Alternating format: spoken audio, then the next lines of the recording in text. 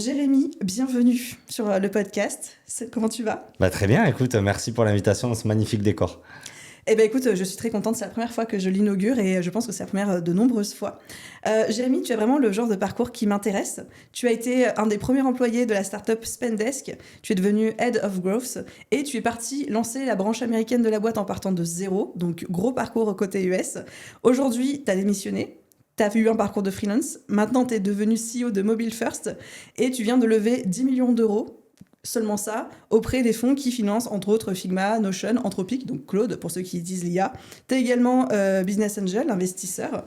Mais aujourd'hui, j'ai pas envie qu'on parle de chiffres, de pitch deck, de levée de fonds, mais j'ai envie qu'on parle de mindset et de ce qui se passe dans ta tête lorsque tu décides de dire ok, je passe de freelance à lever 10 millions d'euros. Comment est-ce qu'on fait pour voir 10 fois plus grand? Bienvenue sur le podcast, je suis content de t'avoir. Magnifique programme en tout cas, je te laisse me cuisiner. Et ouais, non, je pense que pour l'audience, hein, on s'en moque de la levée de fonds. Je pense que on n'est pas là dans ces médias pour parler de la levée de fonds. On n'est pas sur LinkedIn, là on est là pour essayer de décortiquer ensemble. Même tu vas me faire avoir un regard différent, peut-être essayer de comprendre. Donc ravi de jouer l'exercice, comment on passe de freelance à CEO et comment on passe d'envoyer des factures à signer des term sheets, quoi. Je sais même pas ce que c'est une term sheet, mais tu vas tout nous raconter. Mais c'est vrai que je te le disais tout à l'heure, mais l'audience, souvent, moi je parle avec des personnes qui facturent 800 et quand on leur demande de d'osser leur tarif à 2000, ça coince. Donc je dis, je vais leur mettre quelqu'un qui, lui, il allait lever 10 millions. Je pense que j'arrive même pas à avoir vraiment conscience de ce que c'est vraiment 10 millions d'euros, tu vois, ni ce que t'en fais après. Je me dis comme ça, voilà, on pense à une autre échelle. J'ai une tradition sur ce podcast, quand je reçois des invités que je ne connais pas, je prévois un icebreaker. Avec des petites questions, des rapid fire questions. Vas-y. L'idée, c'est une question, une réponse en un ou deux mots. Ok. T'es prêt? Donc, Jérémy, si ton parcours entrepreneurial était un film, ce serait lequel?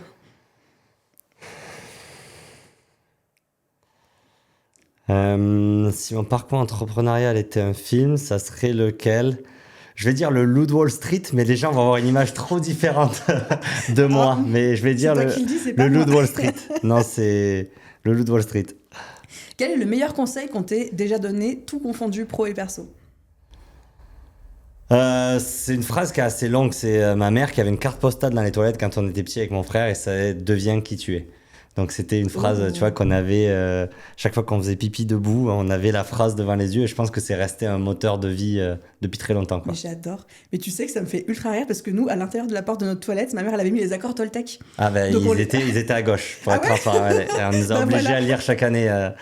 On a la même donc enfance. c'est la même éducation. J'allais dire la même mère, mais ça aurait été ça aurait été très, très, très bizarre. Quel est un truc que tu faisais il y a 5 ans et que tu refuses de faire aujourd'hui? Déjà, où j'étais il y a 5 ans, donc j'étais employé. Je pense que je devais faire des choses que je voyais pas la valeur et où je voyais pas l'intérêt. Donc, quand tu es dans une grosse boîte qui a plus de 400 employés, on te demande de faire des choses qui n'ont pas forcément de valeur ajoutée et qui te prennent beaucoup de temps. Aujourd'hui, j'ai beaucoup moins de temps et je choisis sur quoi je bosse, quoi. Donc, c'était une des motivations de partir en freelance, c'est de se dire, je vais utiliser mon temps pour des trucs qui me font kiffer, quoi. Et aujourd'hui, maintenant que tu es CEO, que tu as ton entreprise, donc on parlera après de la structure, de la taille, etc., est-ce que tu fais très attention dans les tâches dans lesquelles tu mets ton temps, ton énergie, ton focus? Est-ce que systématiquement tu te poses la question de c'est quoi la valeur? Ou est-ce que tu regardes un peu mais pas trop? Moi, je pense que je suis très mauvais pour utiliser mon temps. C'est-à-dire que j'ai 150 idées à la minute, j'ai 150 emails, j'ai 150 demandes. Donc, je saute d'un sujet à l'autre. Donc, j'essaye de faire un truc assez bête et méchant, qui est de tout mettre dans mon calendrier, en fait. Ouais. Donc, je crée des gros blocs dans mon calendrier sur les choses importantes et je leur mets des codes couleurs. Et donc, j'ai 5 piliers, tu vois. Et à la fin de la semaine, je regarde mon calendrier. En plus, Google a sorti une fonctionnalité maintenant. À gauche, tu as le pourcentage des couleurs sur ta semaine. Oui. Et donc, du coup, ça me permet un peu de voir ma semaine et de me dire sur quoi j'ai passé du temps. Mais j'ai eu vachement de mal, par exemple, la première fois que je suis devenu manager, la fois où je suis devenu freelance, la fois où je suis devenu fondateur d'une boîte, de savoir comment allouer mon temps. Et donc, j'ai passé beaucoup de temps à demander à d'autres personnes, en fait, OK, c'est quoi ton job de CEO, tu vois? J'avais vachement honte au début d'appeler mes investisseurs ou d'appeler d'autres fondateurs et de leur dire, honnêtement, je sais pas ce que je dois faire de ma semaine. tu peux m'aider.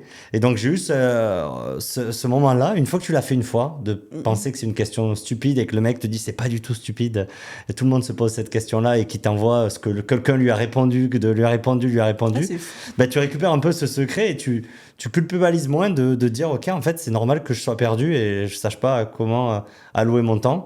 Et du coup ils m'ont aidé à structurer en 5 couleurs comment allouer mon temps, quoi. Attends, parce que là on est sur les questions icebreaker, mais j'ai déjà envie que tu nous parles de ça. Donc vas-y, je rentre, t'ouvres la porte, je me faufile. C'est quoi les grosses structures différentes et c'est quoi la réponse de ces personnes-là? Quel est le secret des emplois du temps des CEO? Ouais, donc à ce stade, donc, sans trop, mais on a relativement nouvelle comme boîte. On a 18 mois, on est 15 personnes dans la boîte. Moi, je suis très opérationnel. Donc j'adore écrire des landing pages, tester le produit, vendre. Je passe du temps à faire un peu plein de choses. La premier pilier que j'ai, c'est jaune, tu vois, la couleur. C'est communication interne et externe. J'avais le défaut de passer trop de temps à communiquer à l'externe. Tu vois, par exemple, envoyer un investor update à mes investisseurs, poster sur LinkedIn.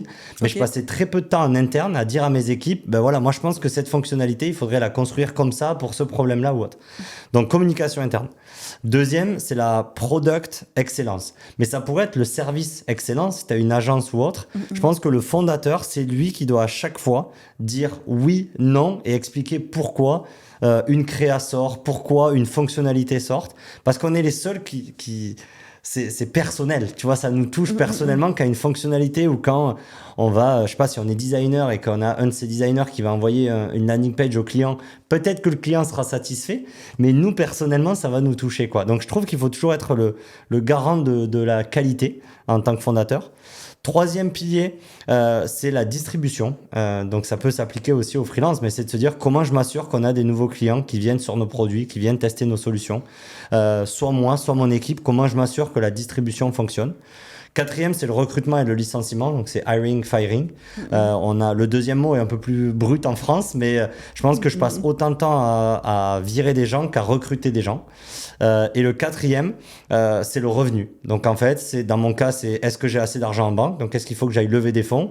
Ou est-ce qu'il faut que je travaille la rentabilité de ma boîte, changer mes prix, augmenter mon offre? Donc voilà, c'est un peu les 5 piliers qui marchent pour un CEO, mais tu vois, en te le racontant, je pense que ça marche pour beaucoup d'entrepreneurs sur sa to-do list au quotidien, quoi. Donc voilà, j'ai mes 5 couleurs et je vérifie à la fin de la semaine. C'est intéressant. J'adore quand il y a une méthodologie, un framework, j'adore. Je vais m'inspirer. Oui, effectivement, un freelance, il pourrait rajouter tout le temps passé à travailler sur ses projets clients ou avec ses clients.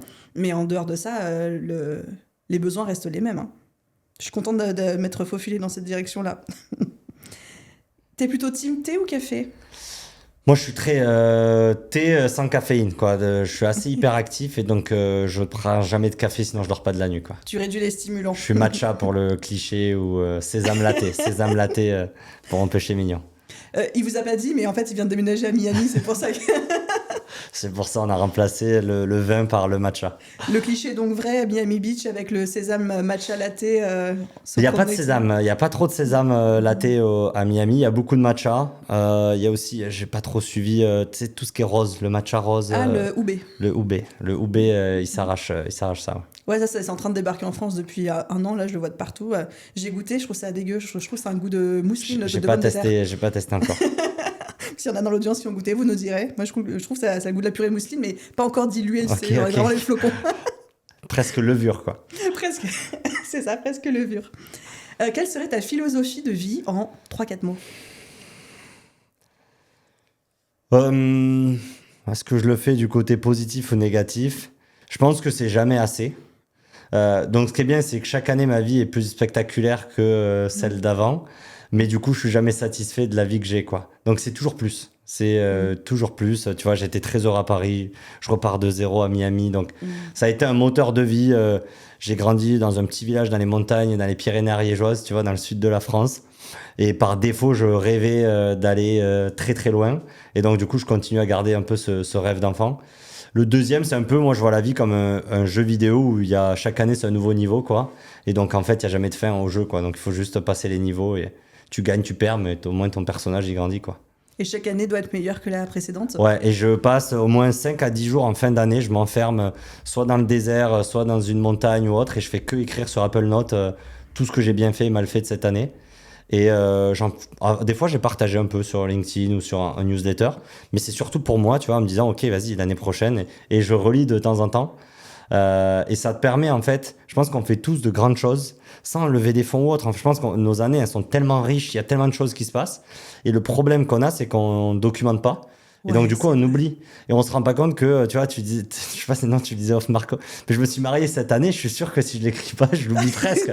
Tu vois, parce que ça te paraît une évidence ou autre. En fait, tu dis, ah non, on a quand même fait une sacrée fête et tu vois, qu'est-ce qui s'est passé, les préparatifs, les galères, tout ça. Ben, c'est bien, tu vois, de l'écrire et de le documenter parce que sinon, les années passent tellement vite et je veux pas faire le vieux, tu vois, j'ai que 30 ans, mais ça passe tellement vite et on oublie qu'on fait 150 choses. C'est hyper intéressant. J'ai aussi ce rituel de bilan de fin d'année, mais à chaque fois, j'ai beaucoup de mal à me souvenir de tout ce que j'ai fait cette année. Donc là, en 2025, j'ai testé pour la première fois. Je fais un weekly preview. En fait, à la fin de chaque semaine, je fais une micro-rétrospective de la semaine, ce qui a fonctionné, ce qui n'a pas fonctionné, ce que je continue, ce que j'arrête et tout. Mais du coup, ça va être trop cool parce que pour la première fois dans mon bilan d'année, je vais pouvoir revenir sur les 52 semaines et regarder vraiment ce qui s'est passé, replonger un peu dans le passé. Toi, comment tu fais pour te souvenir de tout ce qui s'est passé dans une année ? Je commence le premier exercice, souvent, je vais un peu loin, donc je suis dans l'avion, je regarde toutes mes photos, en fait. Donc j'ouvre mon appareil, la galerie, photo par photo, et je prends des notes à côté. Donc je commence mon Apple Note. Donc ça, c'est un peu ma vie perso, tu vois, ce qui s'est passé côté perso. Donc ça me permet de commencer par le good, parce que souvent, quand on prend une photo, c'est un bon moment. Et c'est là où j'oublie le plus de choses, tu vois. Tu dis, ah oui, j'étais avec cette personne-là, ah oui, on a passé un bon moment. Ouais, exactement, tu vois, ou tiens, j'ai testé ce sport que j'avais jamais fait, ou j'ai été dans ce pays que j'avais jamais vu, ou autre. Derrière, je regarde mon calendrier. Donc, tu l'as vu, je suis un peu obsédé du calendrier, mais du coup, ça me permet de retrouver tous les podcasts que j'ai faits. Alors, il dit ça, mais ce matin, t'as accepté mon invitation pour ce podcast, ça fait 3 semaines, 1 mois qu'il est prévu. Ce matin, je vois une notif à 9h30, Jérémy a accepté votre invitation. Je t'en mode, bah oui, il était temps. Ah ouais, je regarde à la journée mon calendrier. Ah ouais, c'est bien que tu mais on avait une autre invitation. J'avais 2 invitations dans mon calendrier parce qu'on avait prévu de le faire en visio en premier. Des doubles où je pense que c'est Alexandre. Mais ouais, non. Après, je pense pas être le plus organisé des personnes. Mais du coup, dans le calendrier, t'as beaucoup de choses. T'as les lunchs avec qui t'as mangé, t'as les podcasts, t'as les projets. Nous, on met tous les post-mortem dans la boîte. Donc, dès qu'il y a un truc qui marche pas, on prend un meeting. Donc ça, c'est un peu le deuxième. Je regarde mes posts LinkedIn. Donc moi, je m'oblige à... C'est un peu mon journal intime, tu vois, LinkedIn. Et je l'ai fait à la base, je l'avais fait pour ça. En me disant, je vais partager un peu tout ce que je vis. Et après, moi, j'ai un peu ce que tu fais à la semaine. Moi, je le fais par mois. Chaque mois, je crée une note dans mon Apple Note qui s'appelle septembre problème, novembre problème. Et je reporte tous les trucs qu'il y avait du mois avant. Et je remets tout ce que je découvre dans le mois, je le mets dans cette note-là, en fait. Et comme ça me permet de, quand j'utilise la search ou autre, de me dire, putain, en fait, ça fait depuis février. que je me traîne ce truc-là. Que je me traîne ce problème-là, quoi. Et donc, au niveau de la boîte, je le fais surtout au niveau de la boîte, ça. Du coup, j'ai tous mes problèmes mois après mois. Et souvent, les problèmes sont liés aux solutions. Donc, ça te permet de comprendre ou autre. Et ça fait quand même du bien quand tu reviens sur les notes, tu vois, de janvier. Là, j'ai relu récemment les notes de décembre dernier.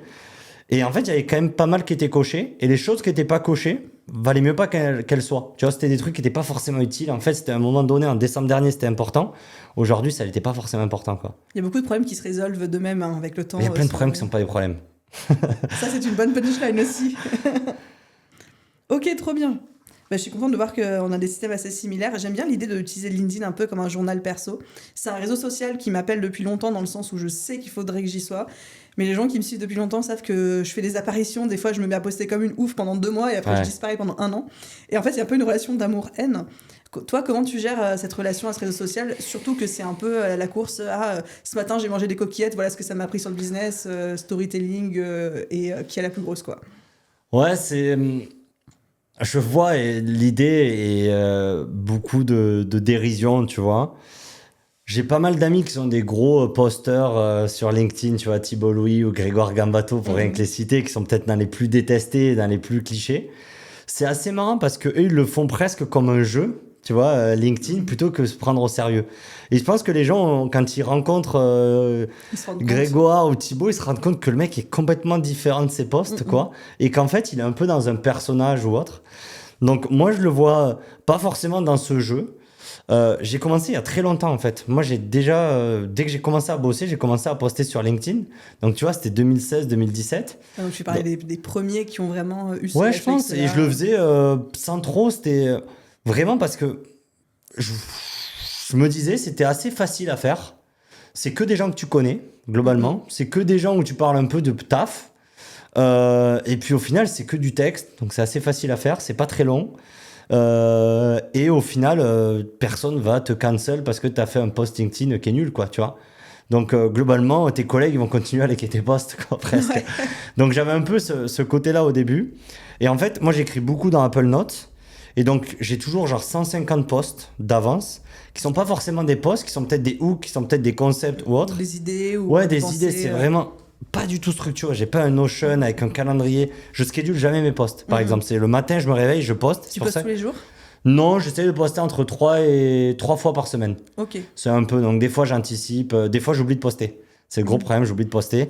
Donc je poste soit à 8h45, soit à 16h45. C'est mes rituels, quoi. Et du coup, quand j'oublie de poster, j'ai raté le jour, quoi. Et j'écris les posts le dimanche.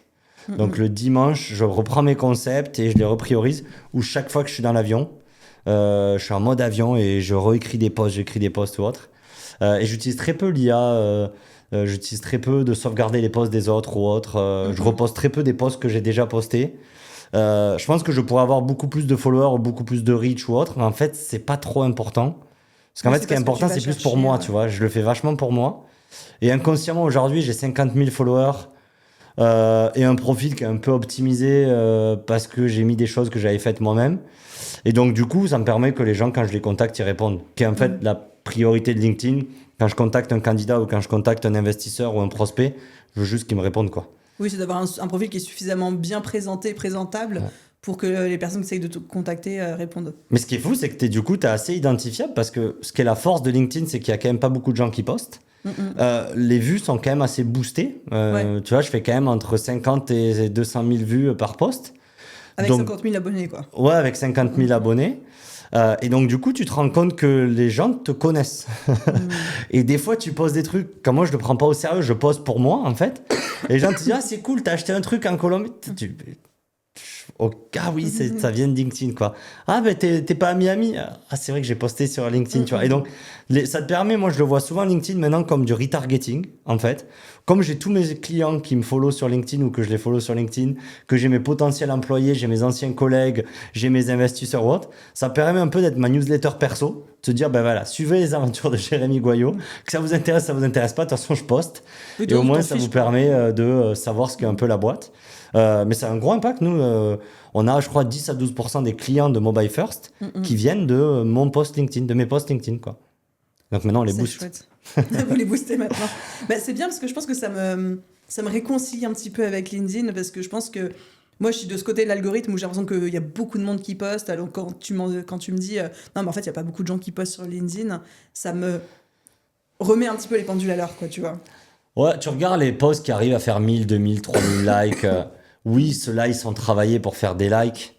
Mais je pense qu'on est assez vieux, toi et moi, pour se dire maintenant, Je te honnêtement. permets pas. Je me dis, mais honnêtement, je veux dire vieux dans la création de contenu pour se Oui. dire, honnêtement, si j'ai 3000 likes sur ce post, est-ce que ça va changer ma vie? Voilà, c'est comme tout, tu vois. Donc, je pense qu'il y a des jeunes créateurs qui se disent je vais prendre des stories, je vais traduire des posts en anglais qui marchent bien, je vais les refaire en français.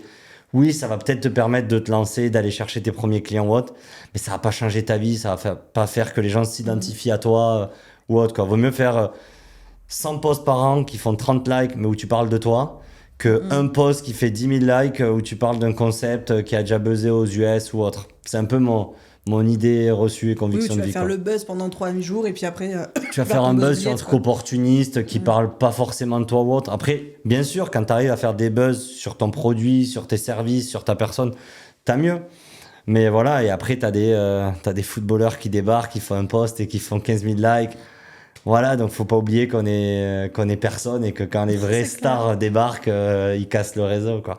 Donc c'est là où tu dis qu'il y a personne qui poste parce que le moindre artiste fait un post, ça explose, quoi. Je l'ai Non, ça, vu c'est quand vrai. Blaise Matuidi, tu vois, il a commencé à poster, pouah, ça cassait LinkedIn, alors qu'ils disent juste, je m'appelle Blaise, quoi. Oui, parce que tout le monde était en mode ouais, trop content de te voir sur le réseau et ouais. Du coup, tu es le CEO fondateur de Mobile First. Qu'est-ce que c'est cette entreprise si tu devais nous la pitcher en quelques secondes? Ouais, ça vient d'une frustration de se dire que les outils B2B étaient nuls, ennuyeux, chers, complexes, quoi. Donc un peu un traumatisme que j'avais dans les boîtes où tu as toujours des outils. Moi, j'ai pas mal d'entrepreneurs qui sont dans l'économie réelle, donc qui sont restaurateurs, comptables, designers. Et ils ont des outils qui marchent pas. Tu vois, ils ont toujours des vieux trucs.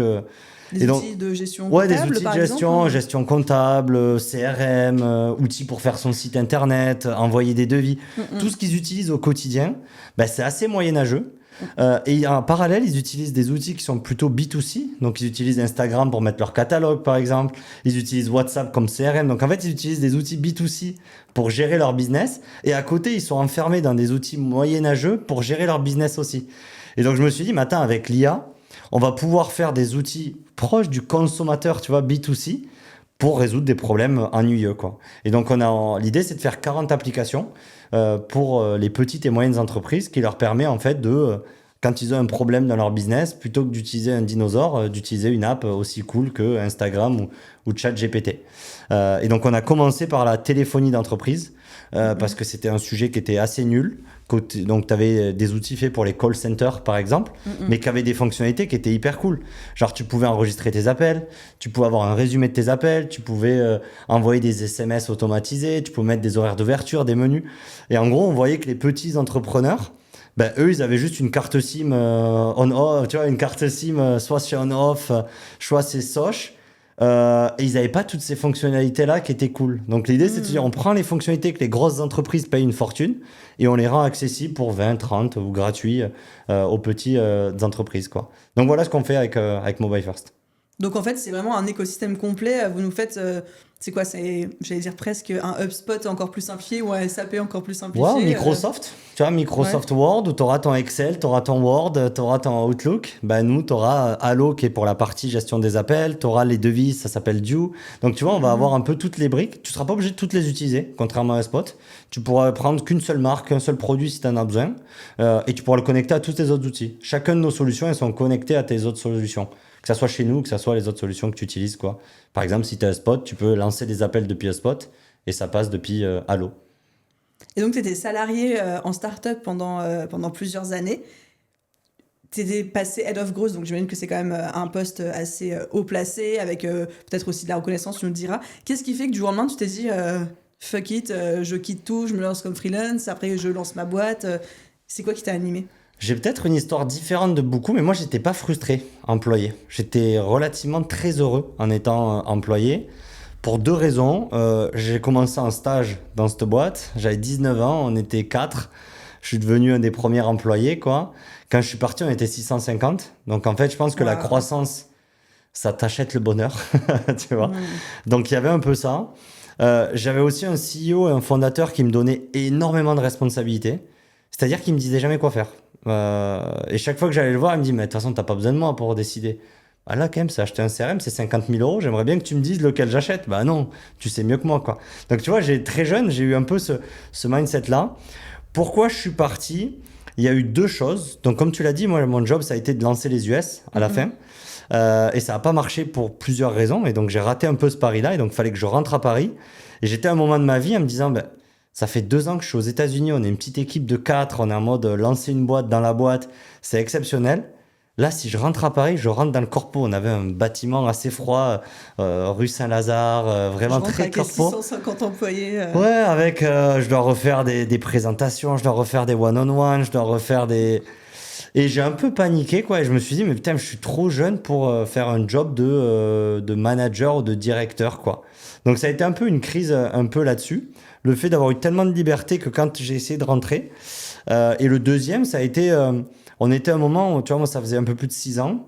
Une boîte, ça change énormément en 6 ans. Les pirates fous du début sont plus autant importants, puisque là, on a besoin de moins de créativité et plus de rigueur, quoi.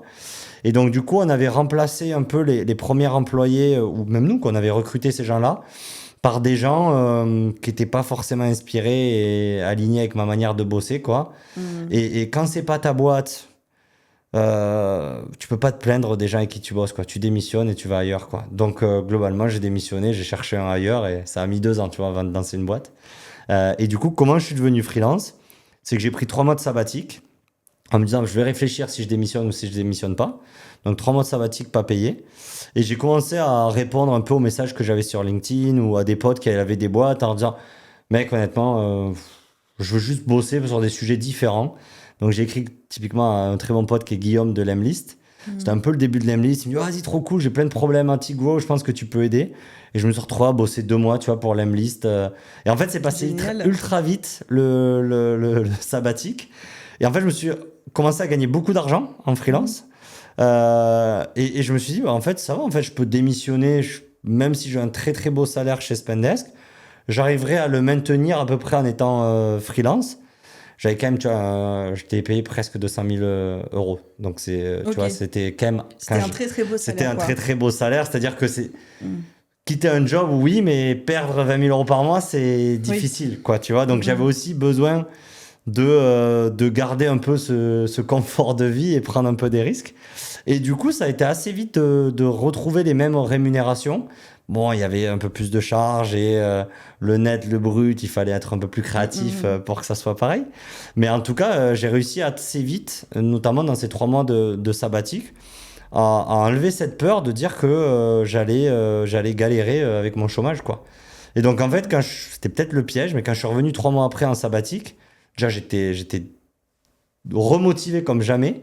Mon fondateur, il pouvait pas me proposer une augmentation ou quoi, il n'avait rien pour me retenir, quoi. Oui, en fait, la décision était prise, quoi. Ma décision a été prise, mes 2 peurs qui étaient l'argent, parce que comme je te disais, j'ai grandi sans argent, donc du coup, c'était des moteurs de vie.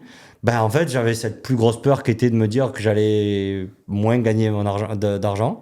Ben, elle avait sauté déjà avec un peu de sabbatique, quoi. Comment est-ce qu'en 3 mois de congé sabbatique, on se lance comme freelance et on arrive à générer 20K par mois ou même plus? Bon, le premier mois, j'ai fait. Qu'est-ce que tu faisais? Ben, en fait, je pense que les gens avaient une forte image de moi, déjà. Donc, inconsciemment, j'avais une marque qui était assez forte parce qu'on avait fait une boîte, on avait fait 0 à 50 millions de revenus en 5 ans et j'étais en charge de cette partie-là. Donc, j'avais les gens, et c'est marrant parce que j'avais le syndrome de l'imposteur parce que moi, j'avais 24 piges et pour moi, c'était facile ce qu'on avait fait avec Spendesk. C'était pas, tu vois, c'était la norme, quoi. C'est ma première expérience. Mais sauf qu'en fait, tu te rends compte qu'en face de toi, les gens, ils ont une vision différente de toi. Et je pense que ça le fait un peu pour toi, comme tu postes beaucoup ou autre. Pour toi, c'est normal, mais pour les gens, en fait, ils arrivent un peu avec des grands yeux. Donc, du coup, au début, je voyais pas ce super pouvoir que j'avais où les gens voulaient vraiment bosser avec moi, alors que moi, j'étais juste curieux de bosser. De 2, ce que j'avais en fait, c'est que je pouvais avoir un retour sur investissement assez vite sur les boîtes avec qui je bossais. Donc, mon job, c'est quand même d'augmenter le revenu de ta boîte. Donc, en fait, si on parle d'une boîte comme Lemlist, qui faisait entre 8 et 10 millions de revenus par an, les 10 000 euros qu'ils me payaient par mois, c'était pas grand-chose. En termes de ROI, c'était un fragment de poussière. Voilà, donc c'était un petit enveloppe, sauf que les problèmes que Guillaume avait à ce moment-là, il était prêt à investir plus, et c'était une boîte bootstrap en plus, donc il était prêt à investir plus. Donc ça, c'est le premier truc. Et le deuxième, c'est qu'en fait, j'ai commencé à avoir des clients assez chiants. Mais j'avais besoin d'argent. Tu faisais du growth en tant que freelance? Ouais, je faisais recrutement de ton équipe growth, je faisais mentoring de tes personnes en growth, et je lançais tes stratégies growth. Qui était un peu l'opérationnel, qui était fun, ce que j'aimais bien faire. Sauf que ça me ramenait les pires clients, cette troisième offre, en fait. Et donc, au bout d'un moment, je me suis dit, je vais la vendre tellement cher que même si c'est la pire start-up, la pire idée, je serai obligé de dire oui, quoi. Donc, c'est un peu ce qui s'est arrivé. Je comprends mieux. Et donc, du coup, j'avais 3 offres. Dès le début, en fait, j'avais 3 missions, dans chacune des offres. Recrutement, je prenais 20% du salaire de la personne que je ramenais. Donc, en fait, c'est beaucoup d'argent. C'est pas du récurrent, mais c'est beaucoup d'argent. Je recrutais une personne tous les mois. Donc, les salaires, c'était entre 75 et 100 000 euros l'année. Donc, je te fais le calcul, ça te fait une rentrée d'argent assez rapide. Deuxième, advisory, c'était des récurrents entre 3 et 10, tu vois, pour mentorer. Je mettais tout pour pas que ça soit des TJM, pour avoir le plus de liberté possible, parce que j'étais quand même en transition pour lancer une boîte. Donc, j'essayais de vendre des offres en mode, c'est un fixe par mois et t'as plein illimité ou autre. Et après, lancer l'émission Growth, en fait... Les mecs ils me disaient voilà, on veut lancer un nouveau site. Je leur mettais un prix où je me disais c'est indécent. Et les mecs ils disaient oui. Et donc des fois je devais recruter d'autres personnes pour m'aider sur la partie design ou sur la partie web, sur des audits de boîtes et autres. Et du coup en fait très vite, c'est 3-4 clients sur des paniers à 5-6 000 euros. Ça va vite, ouais. Ça va vite. Et en plus, ce que je comprenais pas, c'est que les boîtes étaient un peu plus lentes que moi. Et donc, du coup, la mission que moi je pensais qu'elle allait être finie en 3 semaines, elle était finie plutôt en 9. Et sauf que moi, je continuais à facturer, quoi. Je renouvelais d'un mois à l'autre. Donc, des projets que je pensais dans ma tête que honnêtement, genre en 3 semaines et pour 3 000 euros, c'est fini. En fait, ça prenait 9 semaines. Donc, j'allais pas facturer 9 semaines pour 3 000 euros, quoi. Donc, ça a été ça un peu le mindset. Par contre, moi, j'ai pas réussi à passer à l'échelle. J'ai réussi à travailler le moins possible et à garder ce revenu-là, mais j'ai pas réussi à passer le palier de faire plus, quoi. J'avais ce chiffre-là en tête, c'était de se dire il me faut 20 000 euros par mois, quoi. Et des fois, j'en faisais moins d'un mois, donc je devais rattraper le mois d'après, mais je lissais sur ça. Mais j'ai jamais réussi à monter à 40, 50 000, ou maintenant, il y a des gens qui arrivent à annoncer des chiffres et ils ont réussi à se structurer, à être plus loin sur les offres. Je pense que j'étais pas déterminé à faire plus, en fait. 20 000, c'était mon plafond et c'est ça que je voulais. Une fois que je l'ai eu, j'ai pas essayé de réinventer mon offre. J'essayais juste de choisir mes clients et de travailler le moins possible à ce moment-là de ma vie. Oui, tu étais plutôt sur cette optimisation-là, plutôt dans la croissance du chiffre d'affaires, quoi. Donc, alors maintenant, question d'après. Tu étais freelance, tu te faisais plein d'argent aux yeux de notre audience et à mes yeux. Plus qu'aujourd'hui. Hein. Plus qu'aujourd'hui. Je gagne moins aujourd'hui que ce que je gagnais en freelance. Ah bah écoute, on en parlera juste après. Et du coup, comment est-ce que tu dis je retourne dans l'univers de la start-up, je me lance, je crée Mobile First. Est-ce que c'est venu d'une envie? Est-ce que c'est devenu de l'envie de recréer une équipe de pirates et une ambiance de pirates? D'où c'est parti? C'est une très bonne question. Je pense que sur le canapé, je prends des notes. Je suis ta psy. Non, je pense que l'argent ne fait pas le bonheur, quoi. Donc, même si j'avais 20 000 et même si j'aurais eu 40 000, j'aurais pas été heureux sur d'autres choses. C'était pire qu'être employé, pour moi, freelance. Ah ouais? Parce que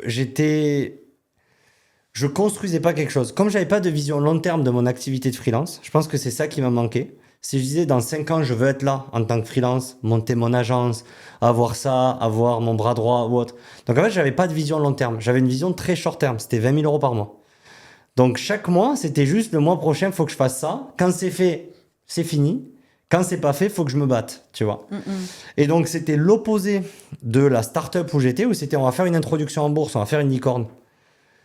Et on va donner toute notre vie pour faire une boîte qui vaut 1000 milliards. Enfin, 1 milliard d'euros. Pas 1000 milliards, malheureusement. J'allais rebondir en disant, bon. Mais tu vois, c'était l'objectif numéro 1. Ce qui a eu un peu une crise existentielle quand on l'a fait en se disant, what next, quoi. Ouais. Donc, on est 30 à être partis sur les 32 premiers employés, quoi. Parce qu'on s'est dit, ça y est, on l'a fait, quoi. Oui, il y a eu pas de sens, mais il n'y avait plus d'objectif commun. Exactement. Et donc, moi, il me manquait un peu ce côté-là. Le deuxième, j'étais relativement seul. Parce qu'en plus, j'étais en remote, je faisais le tour du monde. J'étais full digital nomade. Et donc, je voyais personne, quoi. Mais c'est ouf parce que, pour moi, tu décris la vie de rêve de 90% des entrepreneurs. Digital nomade à 20K par mois, je faisais le tour du monde. Et toi, tu te dis, mais en fait, je m'emmerdais, quoi. Ouais, mais tu vois, j'étais au Brésil. Il dit ça avec un air. J'étais au Brésil. Non, mais je respecte, mais ça me fait rire. J'étais enfermé parce que tu dois quand même travailler, tu dois gérer des clients. C'est pas facile. Genre, je devais me battre pour... En plus, je dois faire de la croissance, donc c'est jamais très facile, tu vois. Donc, j'avais les clients, t'es enfermé dans un coworking à 7h du soir à Rio. Tu vois, j'ai pas vu la plage de Rio, j'ai pas voyagé, on avait que le week-end, tu vois, pour un peu voyager. Ma femme aussi était en remote, full digital nomade pour une boîte, elle. Ben, en fait, on avait un peu le mauvais côté du voyage, tu vois. Et donc, on a fait beaucoup de pays. Oui, sur mon passeport, j'ai eu pas mal de tampons, j'ai vécu... Ce qui est bien, c'est que j'ai vécu dans beaucoup de pays parce que j'allais faire mes courses, je vivais dans un appart et tout ça. Mais j'ai pas eu le sentiment de voyager, tu vois. Aujourd'hui, on prend 10 jours pour aller dans un pays off, il n'y a pas de téléphone, il n'y a pas d'ordi. Je vois plus un pays qu'en 2 mois passés dans un pays, en fait. Donc, j'avais un peu ce côté-là sur le digital nomade. Après, je pense que c'est relativement personnel. J'ai adoré le faire. Et je pense que, tu vois, quand j'aurai 80 ans, je me dis, ah, putain, mais quelle chance j'ai eu, quoi. Par contre, c'était pas la vie que je voulais. Et je savais que c'était une parenthèse. Encore une fois, vision short terme. Je me suis dit, je peux pas faire ça très longtemps. J'ai besoin de m'installer, j'ai besoin d'avoir une ville où je me sens bien ou autre, quoi. Et donc, comme ma vision long terme, c'était de remonter quelque chose. C'était de remonter quelque chose et de pouvoir me projeter. La différence que je vois avec Mobile First, c'est qu'en fait, ce qui est inconscient, c'est que l'argent, c'est plus un sujet. Parce qu'en fait, si j'arrive à faire 1%, 10% de ce que j'ai en tête, je serai multimillionnaire, en fait. Et ça prendra peut-être 10 ans, ça prendra peut-être 5 ans, ça prendra peut-être 20 ans. Je sais que j'y arriverai. Et donc, du coup, tu as une vision un peu plus investisseur qu'employé aussi dans la création de sa boîte. C'est de se dire que là, j'ai 50% et on verra comment ça évolue. Moi, j'ai juste vu je sais pas si c'est l'heure ou pas l'heure. Ah non, c'est bon. Excuse-moi. Normalement, on a le studio jusqu'à 15h30, donc il nous reste encore. Non, parfait, j'ai juste eu peur que ça soit coupé. On nous fait des blagounettes. Donc voilà, en fait, j'ai eu ce côté de me projeter sur du long terme. J'ai eu un peu une phrase où quand je faisais mes fins d'année, je me suis dit l'année prochaine, je suis plus freelance. Et je l'ai écrit la première année.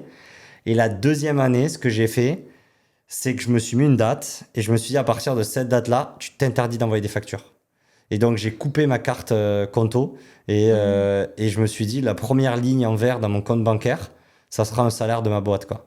Oh, et donc, du coup, comme j'aime beaucoup l'argent, malheureusement, j'ai tout fait en accéléré. J'ai tout fait en accéléré de lancement de ma boîte. Mais ça a été le moment de se couper un peu comme quand j'ai démissionné cette partie sabbatique, tu vois. Ça a été de se dire, soit je vais all-in sur le freelance, soit je vais all-in dans une boîte, mais je peux pas rester en entre-deux, quoi. Oui, je peux pas faire à manger à tous les râteliers et être coincé dans un entre-deux. Ouais.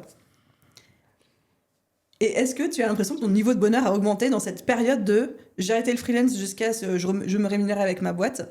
Donc, tu es reparti en mode bootstrap, pirate, avec un gros objectif. Est-ce que tu as l'impression que ton niveau de bonheur a changé VS quand tu étais freelance? Je suis un peu maso, mais je pense que ouais.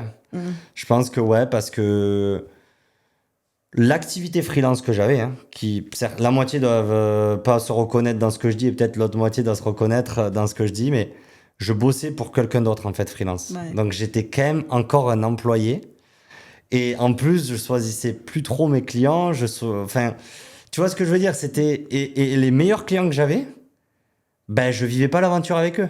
J'ai bossé par exemple pour Atio, on parlait de Lemlist, on parlait de Hyperline, qui est une boîte qui est top et tout. Et un peu le déclic, c'est que j'ai été faire un projet en in-house. Donc j'ai été dans les bureaux de Hyperline, qui étaient des potes à moi, des anciennes Spendesk qui lançaient. Et j'étais jaloux de pas faire partie de l'aventure, tu vois, en fait.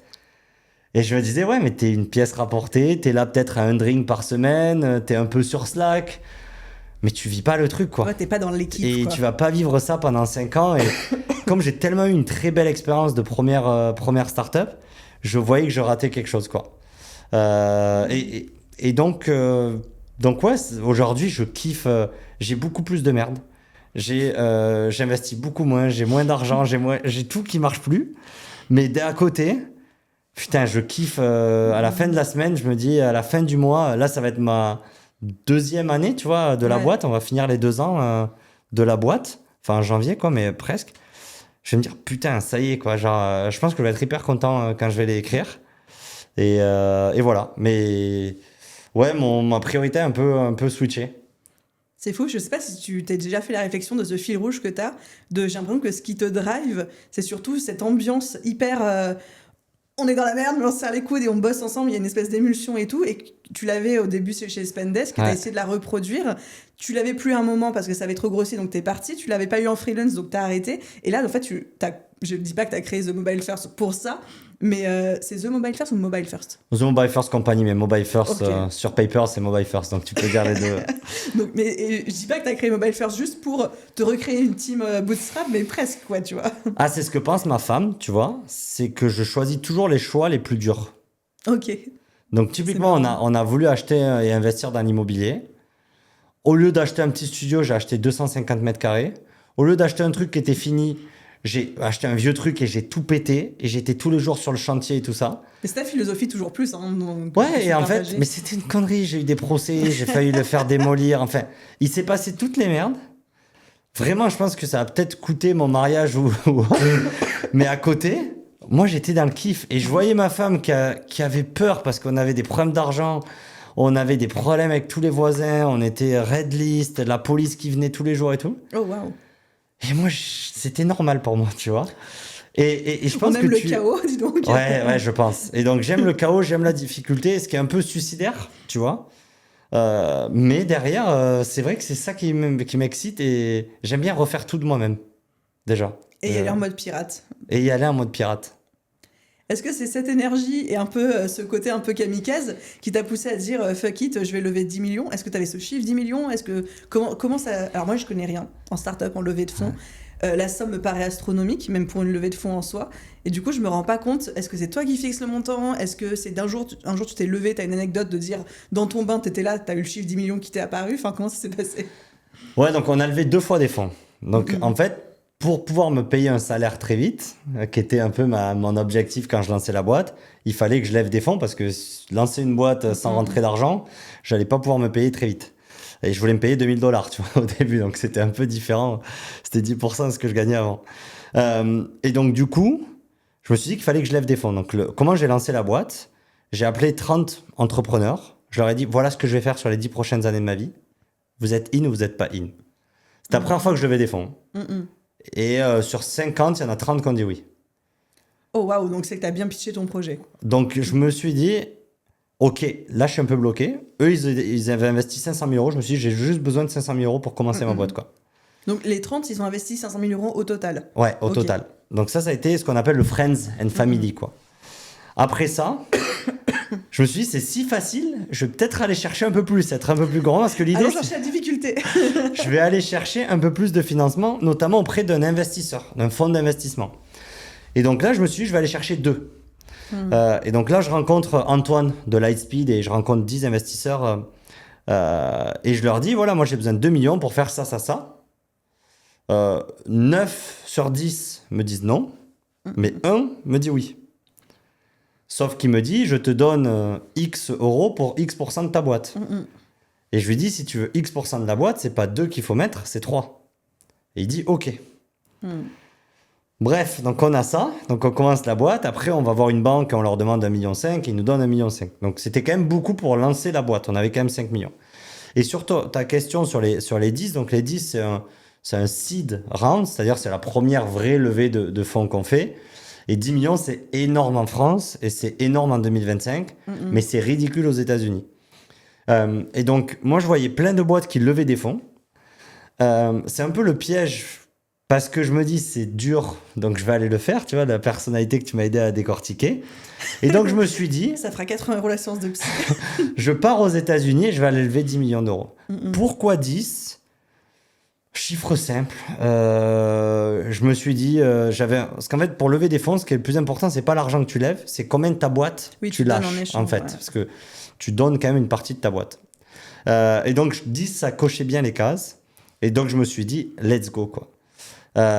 Encore une fois, tu vois, c'est 25 personnes m'ont dit non.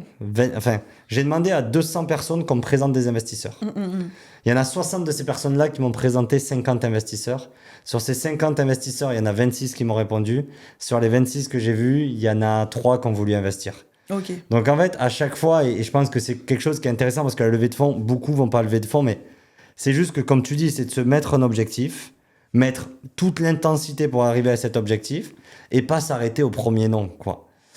Et je pense que la différence, et j'ai fait un post LinkedIn sur la levée de fonds, il y a plein de gens qui m'ont écrit en privé, ils m'ont écrit des messages de losers en mode ouais mais je sais pas si nanana, peut-être que enlève tous les trucs où t'es pas sûr. En fait, si toi t'es pas sûr, le mec tu vas lui activer tous ces signaux. Alors que moi j'arrivais, je leur dis de toute façon on lève 10, c'est soit avec vous soit avec un autre. J'avais une chance sur 10 de réussir, tu vois, mais si moi je mets pas cette croyance-là, si quand j'envoie une facture, je dis pas au client, ça va vraiment changer ta boîte, mec. En fait, si j'arrive pas à transmettre, parce que le client, il vient pas juste pour résoudre un problème, il vient aussi pour absorber cette énergie-là, tu vois. Un investisseur, il fait 30 meetings par semaine, il va, au-delà de juger la boîte, il va juger le mec qui est en face de lui ou la femme qui est en face de lui et quelle énergie il va avoir, tu vois. Et donc, en fait, j'essaye juste de dire que j'ai pris beaucoup plus de non que vos devis acceptés ou refusés, tu vois, en fait. Et donc, c'est un peu ça où tu arrives à faire des choses ambitieuses. C'est mettre des objectifs que tu penses qui sont irréalisables, te persuader que c'est faisable, trouver n'importe quel argument qui te prouve que c'est faisable, et derrière faire le plan le plus taré pour réussir à avoir ce oui à la fin, quoi. Et vraiment avoir cette conviction profonde et inébranlable que ça va se faire en fait. Ah ouais. Ça, c'est hyper important. Ah, moi, j'étais persuadé et je me suis dit, je rentre pas des US. On était à Paris à ce moment-là, je vivais à Paris, toutes mes équipes étaient à Paris et tout. Je me dis, j'ai une semaine. Dans une semaine, on a toute la boîte, on se réunit en séminaire.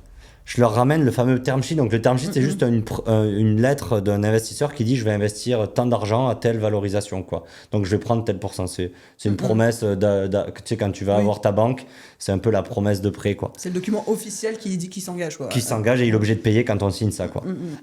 Et donc, du coup, je me suis dit, dans 5 jours, il y a toute la boîte qui est là. J'avais choisi tout le timing et tout. Je me suis dit, vas-y, reviens voir l'équipe et j'ai ce bout de papier, quoi. Et t'es revenu avec le bout de papier. On est arrivé, et on est tous arrivés le lundi. On était en Colombie en séminaire. Et on est arrivé le lundi, on a reçu le papier à 23h30. Donc, j'étais endormi. Ils m'ont réveillé parce qu'ils étaient en copie de l'email. Ils m'ont jeté dans la piscine et ils étaient trop contents et tout. Et je me suis dit, wow, c'est passé. Mais j'avais une chance sur deux. Et je m'étais engagé à tout le monde en leur dire, je vais le faire, tu vois. Et je pense qu'il faut toujours un peu, c'est peut-être ce qu'on est en train de voir, c'est je me mets toujours en porte-à-faux pour me dire, j'ai pas le choix en fait. Tu te mets au pied du mur. J'ai pas le choix. Ouais. Je démissionne, je me mets en sabbatique, j'ai pas le choix. Je m'engage auprès de mon équipe qu'on va aller chercher des fonds, j'ai pas le choix, quoi. Et ça passe relativement tout le temps, tu vois. Ça veut dire quoi relativement tout le temps? Bah, je te le disais, il y a des ratés, tu vois, sur des projets IMO, j'ai fait plein de choses. Mon freelance, je pense que c'est du raté, tu vois, parce que j'ai pas réussi à. Par exemple, j'avais une activité de recrutement qui tournait presque toute seule. Cabinet de recrutement de profil marketing et growth. Ça s'appelait Gross Talent.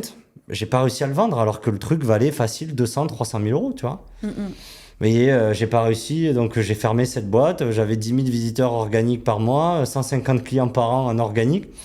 C'est presque mort ce truc, tu vois. Ouais. Donc j'ai pas réussi à le transformer, à le vendre ou autre. Donc il y a eu plein de trucs comme ça où. Bon, ouais, il y a eu plein de ratés. Hein. Il y a eu plein de ratés. Hein. Mais c'est intéressant que tu les cites et que tu en parles aussi pour pas que construire une image où tout est tombé. C'est pas tout qui dans la bouche parce que t'as vraiment bossé pour et tu es en train de nous le démontrer, mais que t'as pas fait des home runs à chaque fois, quoi.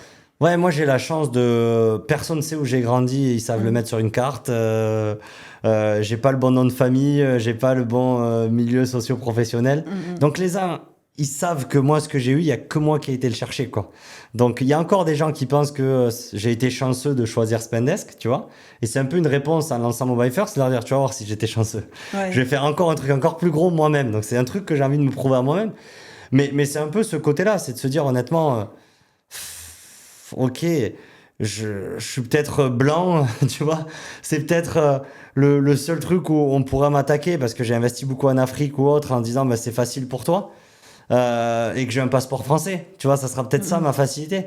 Mais globalement, il y a toujours eu des chemins et ça n'a pas été facile, même si en regardant derrière, c'était simple. C'était simple. Mais je trouve que quand tu as cette conviction que ça va fonctionner, ça aide quand même beaucoup et ça renverse tout ton mindset et. Je sais qu'à mon échelle, je l'ai beaucoup eu aussi. Je me suis toujours dit, bah, quand je serai plus. Enfin, depuis que je suis toute petite, hein, je m'étais dit, bah, je serai entrepreneur. Je sais pas dans quoi, mais je serai entrepreneur. Et puis, je vais gagner de l'argent. Je sais pas comment, mais je vais en gagner. Et pour moi, l'échec n'a même pas jamais été une option dans le sens où, bien sûr qu'il y a des trucs chaotiques. Bien sûr que j'ai perdu beaucoup d'argent sur beaucoup de choses. Mais je me suis jamais posé la question de est-ce que ça allait fonctionner ou pas, quoi. Ouais, moi, sûr que oui. Je pense que c'est un peu ce mindset. Bah, c'est peut-être les phrases dans les toilettes qu'on a eues quand on était plus jeune. Mais ouais, je pense que c'est des moments où. Il est donc là, le secret de la réussite. Je pense qu'il vient très jeune et je pense que soit ça vient des frustrations personnelles très fortes. Parce que je vois, tu vois, mon frère, on a eu la même éducation, le même truc. Et il n'a pas du tout cette haine de tout niquer, quoi, tu vois. Ouais, et il est très heureux, il enjoy la vie et tout ça. Ce qui est bien, hein, mais on n'a pas du tout, avec la même éducation, on n'a pas du tout... Parce que je pense que j'ai eu des frustrations qui étaient moi, comment je vivais les situations. Famille. Ouais, je suis l'aîné de la famille. Ça aide peut-être. Et du coup, c'est moi qui me suis construit et après, qui me suis fait ces promesses, soit dans ma tête, soit à haute voix. Et après, bah, une fois que tu t'es mis ça dans la tête, comme tu l'as dit, toi, tu te l'as mis très jeune dans ta tête et donc tu as été à fond, quoi. Et donc voilà, je pense qu'il faut écouter sa petite voix dans sa tête et y aller, quoi. Parce que ça partira pas. Hein. Si tu t'es dit, je sais pas, je serai prof de sport, t'as beau être... et je l'ai vu à des exemples des traders ou autres qui quittent tout pour devenir prof de sport parce qu'en fait, cette petite voix dans ta tête, elle s'arrête pas. Elles s'arrêtent pas et elles deviennent de plus en plus fortes. Et donc, et on le voit, c'est pour ça que les gens, ils explosent à 50 ans et ils font des parcours de vie parce qu'en fait, ça fait 50 ans qu'ils ont cette petite voix dans la tête, quoi. Faut juste écouter. Je pense qu'on s'est écouté plus jeune et plus tôt, quoi. Tu lèves, du coup, ces 10 millions. J'imagine que c'est pas 10 millions qui arrivent sur ton compte bancaire du jour au lendemain aussi. Comment ça se passe? Presque, hein. Presque. Donc, la première fois, c'est vraiment un virement qui arrive sur ton compte conto. Donc, tu as un compte d'augmentation de capital. Donc, ça arrive chez le notaire et après, tu le reçois. C'est un seul virement déjà. Et là, tu as une due diligence. Donc, c'est globalement, ils regardent que la boîte, elle est bien incorporée, que tous les papiers sont en règle, que tous les employés sont déclarés. Mais c'est relativement assez rapide. Hein. On parle de 2-3 semaines. C'est très rapide. Comment est-ce que tu gères? Tu as ce montant qui débarque sur ton compte bancaire. Bon, pro, mais compte bancaire. Est-ce que tu prends la grosse tête? Est-ce que tu prends pas la grosse tête? Est-ce que ça change quelque chose? Est-ce que tu suis scrupuleusement le business plan que tu as vendu à tes investisseurs? Alors, pour le podcast, on dira que oui, bien évidemment. Il n'y a pas de business plan. Il n'y a pas de business plan. En fait, c'est surtout le côté un peu, c'est tout, mindset, relation à l'argent, surtout pour quelqu'un qui en a manqué, qui peut-être était drivé aussi par cette peur du manque. Raconte-nous. C'est vrai. Donc, on a imprimé des choses dans nos toilettes au bureau. Donc, je sais pas si c'est... Mais il y a 15 phrases dans les toilettes au bureau. Et il y en a un, en fait, c'est « It's not your money ». Tu vois, c'est pas mon argent, en fait. C'est pas ma boîte. Ma boîte, elle vaut rien. Elle vaut sur le papier plusieurs cinquantaines, centaines de millions d'euros. Mais demain, si personne rachète cette boîte, c'est rien. Je gagnerai 0, tu vois, personnellement. C'est la différence de lever des fonds plutôt que de faire une boîte de service. C'est tant que tu n'es pas rentable ou tant que tu ne te fais pas racheter, ta boîte, elle vaut 0, quoi. Ouais, t'as beau avoir tous les zéros du monde sur le papier, c'est 0 dans ta poche. Ouais. Moi, si je veux m'augmenter, il faut un accord des investisseurs. Donc, mon salaire est défini par les investisseurs. De 2, si demain, je m'achète quoi que ce soit avec la carte de la boîte et que la boîte elle fait faillite, ils m'attaquent en justice pour abus et biens sociaux, tu vois. Donc, je pense que Par contre, ce que je fais, c'est que je me dis, je vais recruter des mecs, je vais envoyer des salaires de ministres et je vais faire venir des rockstars chez moi. On a beaucoup recruté des très gros profils, notamment aux États-Unis, tu vois. On a des profils à plusieurs centaines de milliers d'euros. On va recruter beaucoup d'ingénieurs, on va prendre ce designer qui est un génie, on va le faire bosser avec nous, on va bosser avec ce freelance sans discuter le TJM. Donc moi je vois plutôt, ce que j'ai dit c'est on m'a donné 10 millions d'euros pour créer le meilleur produit du monde, pour créer 3 très bons produits. Donc en fait toutes les dépenses qui doivent aller là-dedans, c'est aller dans le meilleur produit du monde. Et donc par exemple, j'ai un coach perso, donc un leadership coach, qui à l'heure prend mon salaire. Pourquoi? Et j'ai eu du mal, et c'est mes investisseurs qui m'ont donné le nom et qui m'ont presque obligé à le prendre, parce qu'ils savent que ce gars-là, ça va apporter beaucoup plus à la boîte que si je doublais mon salaire, tu vois, par exemple. Et donc, c'est assez intéressant quand tu te retrouves t'as plein de choix comme ça qui sont des non-choix où, des fois, tu vois, on est parti à San Francisco, je suis resté dans un hostel. Mais ça, c'est mon mindset, je suis un peu me mettre en difficulté, mais tu commences à me faire le diagnostic en même temps que je parle. Et donc j'étais dans un dortoir, mais j'ai privatisé le dortoir quand même, mais j'étais seul dans un petit dortoir, dans un hôtel miteux. Mais j'ai privatisé l'hostel en fait. Mais c'était 80 € la nuit pour avoir 4 lits, tu vois. Et mes gars, ils restaient eux dans un hôtel à 250 et tout. Je leur disais, parce qu'en fait, ça va rien changer pour moi. Ouais, mais tu dors. Non, je dors pareil. Et ça va plus avoir un effet d'être dans un hôtel de merde en me disant, faut que je lève 10 millions parce que comme ça, la prochaine fois, j'aurai un bel hôtel. Ah ouais, quoi. tu te mets vraiment dans des situations de difficulté où c'est même pas genre ton hôtel avait l'hôtel, enfin ton équipe avait l'hôtel à 250 la nuit, et toi tu t'es mis dans le petit hostel du coin, tu t'es puni quoi, tu t'es mis au coin. Non, parce qu'en fait, je savais que ça allait me motiver. Ça t'a motivé? Ah ouais, j'ai pris le pire hostel à Tenderloin à SF. Et la journée, je parlais qu'à des milliardaires, tu vois, et aux meilleurs fonds de la planète. Et le soir, je rentrais dans mon hostel, je disais, c'est sûr qu'ils vont, c'est sûr. Et ouais, je sais pas. Je pense que c'était ma manière de me motiver, quoi. Pareil, j'ai été en classe éco, en mode, vas-y, et si je lève, je reviens en business, tu vois. Et sauf qu'il n'y avait plus de place en business, donc je suis revenu à l'éco aussi. mais voilà, c'était un peu le mindset, tu vois. Et je sais pas si c'est bête ou autre, mais moi, ça marche sur moi de me mettre en difficulté, quoi. Et des fois, c'est des exemples débiles que mon équipe ne comprend pas, quoi. Je trouve ça hyper intéressant parce que c'est vrai que ça pourrait paraître incohérent alors ça marche pour toi, c'est le principal, mais c'est vrai que les exemples que tu cites pourraient paraître incohérents aux yeux de certaines personnes, dire mais pourquoi oui, certes, t'es pas parti en flambant, en voyageant en première et en prenant les hôtels les plus chers, mais de là à te dire, je vais prendre le truc le plus pourri que je trouve pour me challenger, etc. Qu'est-ce que tu vas chercher quand tu prends ce genre de décision? Tu vois, si je prends San Francisco, pardon, je suis revenu, la première fois que j'ai été à San Francisco, c'était un échange universitaire. Donc, j'avais pas un blé. J'avais une prime de la région bordelaise, je crois que c'était 300 € par mois, et ma mère qui m'aidait un peu, et j'avais travaillé l'été. Je devais me payer, donc je vivais dans un hostel, parce qu'en fait, j'arrivais à me payer qu'un hostel. Je pouvais pas avoir un appart ou autre pendant mon semestre d'études. Donc, en fait, dans ma tête, et pour moi, c'était la fast life. J'étais parti de Bordeaux pour aller étudier à San Francisco. Je vivais le midi, j'allais manger avec des mecs chez Google et tout. Le soir, j'allais dormir dans mon hostel avec les Australiens qui ronflaient, qui puaient l'alcool et tout. Et en fait, tu vois, c'était un peu le mindset. Et je suis rentré d'SF et j'étais en mode déterminé, quoi. Donc, j'ai fait le wagon après, j'ai arrêté l'école, j'ai rejoint, tu vois, Spendesk et tout. Et donc, je pense que le fait de ce côté-là, ça a marché une fois. Et ça me remet un peu dans ce mindset-là de arrête, tu vois, t'embourgeoisie. Je sais pas, tu vois, genre, mets-toi en difficulté. Donc, je pense que c'était un peu le mindset que j'avais, de se dire, bah vas-y, en fait, remets-toi dans les mêmes conditions que ça a marché dans le passé, quoi. Ouais, c'est un espèce de parcours symbolique de se remettre dans les mêmes conditions, comme si tu revivais un autre cycle, mais à une autre échelle, mais en repassant par les mêmes cases, quoi. Ouais, après, honnêtement, moi, il n'y a aucune différence sur mon sommeil, sur ma qualité de dormir dans un dortoir 6 personnes, non, mais privatiser un petit dortoir ou une chambre d'hôtel à 80 € à San Francisco ou une chambre d'hôtel à 400, de toute façon, ils sont pourris les hôtels à San Francisco. T'es dans les mêmes quartiers et t'as pas de grande différence, quoi. Donc, tu te lèves à 4 h du mat avec le décalage horaire, tu te couches à 11 h. Tu vois, c'est pas là où j'enjoy. Quand je pars en vacances, que c'est mon cash, je me prends des beaux hôtels. Hein, tu te fais plaisir. Mais je me fais plaisir parce que c'est dans un moment où l'hôtel est important. Je vais passer la journée dans l'hôtel, je vais profiter du spa, je vais profiter d'autres choses. Honnêtement, tu vois, là, je dors dans mes bureaux à Paris. Quand je viens à Paris. Mis un sac de couchage par terre. Non, on a un lit king size et tout, mais on a pris un bel appart parisien. Mais du coup, je dors dans les bureaux parce que c'est mieux que dormir à l'hôtel, quoi. Ah, c'est hyper drôle. J'ai une question en tête, mais elle. Ah oui, si, je l'ai retrouvée.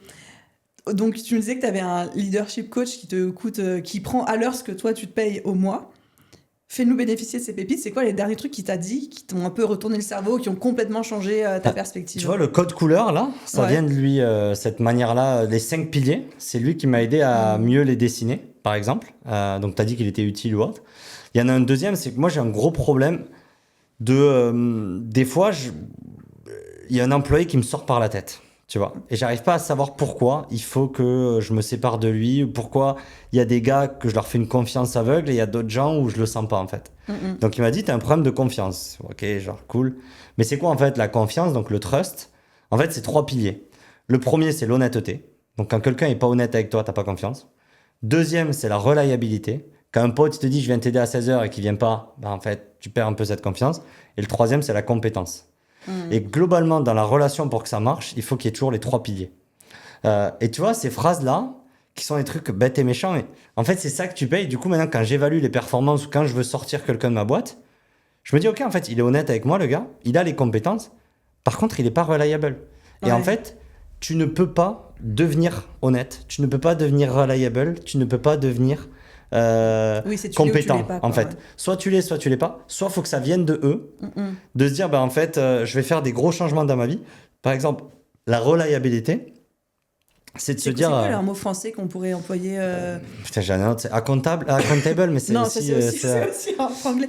Mais oui, c'est de... C'est quand tu dis que tu vas faire quelque chose, que tu le fais, parole, quoi. Ouais, c'est respecter les deadlines, tenir ta parole, c'est ce côté, notamment dans le monde professionnel, c'est quand tu dis... à un client, je vous envoie ça à vendredi soir, c'est tu lui envoies vendredi soir, quoi. T'attends pas le samedi. Donc ouais, c'est ces 3 piliers-là, et t'as plein de leçons comme ça où ça t'aide à relativiser. Et le deuxième, c'est quelque chose qui est assez fort, c'est quand t'es entrepreneur, que t'es solo fondateur, que t'es entrepreneur de seul, le plus gros risque que t'as, c'est de niquer ton mariage, en fait. C'est la première victime de tes frustrations d'entrepreneur, ça va être ta partenaire et ton couple, quoi. Et donc, du coup, les investisseurs, ils m'ont dit, on sait que la conséquence de ce qu'il va avoir, c'est qu'en fait, ton couple va exploser ou tu vas avoir des difficultés et donc derrière, ça va compenser sur ton taf et la boîte, tu vas te retrouver avec un dilemme à résoudre 3-4 trucs.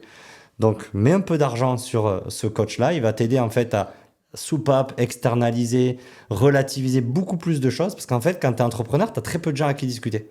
Oui. Tu as un peu tes potes, mais qui sont aussi entrepreneurs comme toi. Donc, soit ils extrapolent, ils te racontent leur merde, soit ils t'écoutent, mais bon, ils ont leur merde ou autre. Ou alors ils peuvent projeter aussi leur vision des choses et leurs croyances. Exactement. Même si on fait ça, tu vois, nous tous les mois, on se fait un dîner entre anciennes Spendesk. On a tous maintenant des boîtes, on a levé des fonds. Et on va dire, raconte-nous ton plus gros problème, quoi.